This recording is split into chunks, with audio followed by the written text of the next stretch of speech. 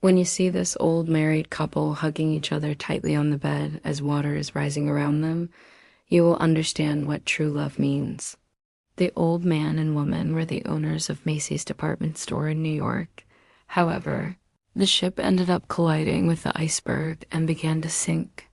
Some people were desperately trying to find lifeboats, while others were just standing by the railing, watching the ocean get closer and closer. But she didn't want to leave her husband behind. They realized there wasn't enough room for everyone, and soon the lifeboat was filled to capacity. Just as the lifeboat was about to leave, a woman jumped into the water. They stood there hugging each other, knowing that this was the end, and as the icy waters embraced them, they died together. The next morning, the people on the lifeboat saw the bodies of the elderly couple floating in the water and pulled them out. They were then taken off the boat and buried in a mass grave. All the people on the lifeboat could do was watch as she disappeared beneath the surface. Who could ever forget these poor souls who lost their lives on the Titanic? Rest in peace.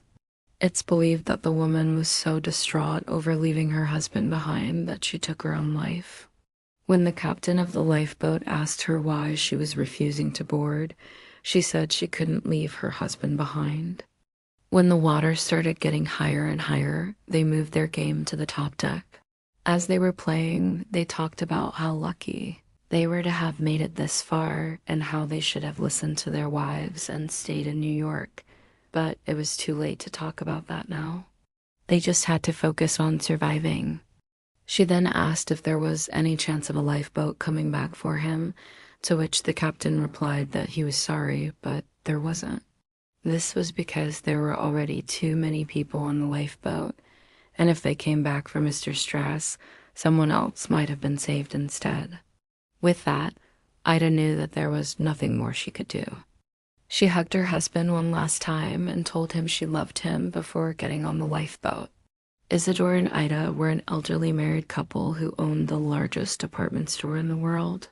They had everything money could buy, yet they were not able to buy themselves another minute of life.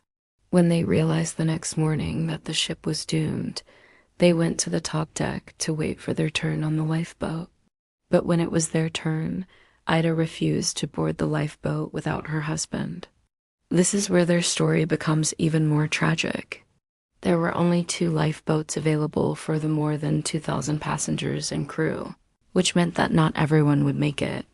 A lifeboat was scheduled for the same day at 8 a.m., but when the ship sank at 11:40 p.m., there wasn't enough time for everyone to be rescued.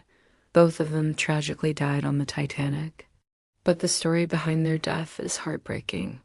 On April 14th, 1911, the captain of the Titanic spotted an iceberg in the distance and immediately turned the wheel to try and avoid it.